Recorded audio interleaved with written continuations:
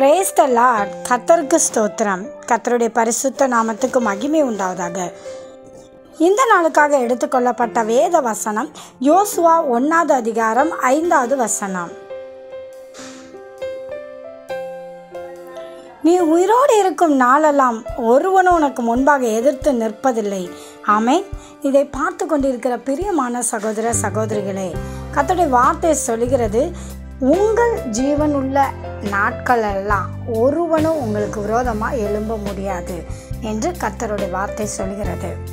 ஆம், எனக்கு அன்பான தேவ பிள்ளைகளே, கர்த்தருடைய பிள்ளைகள் நாம் எல்லா காரியத்திலும் கர்த்தருக்கு பிரியமாக இருந்து கர்த்தருடைய கட்டளைகளுக்கு கீழ்ப்படிந்து நாம் வாழும்போது நமக்கு விரோதமாக ஒருவனும் எழுந்திருக்க முடியாது. கர்த்தர் யோசுவாக்கு கொடுத்த வாக்குத்தத்தம் தான் இது.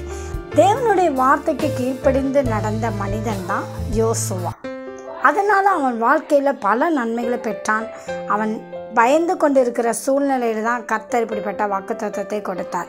இன்றைக்கு உங்களுக்கு விரோதமாக யாரோ எழும்பி இருக்கிறார் என்று நினைக்கிறீங்களா?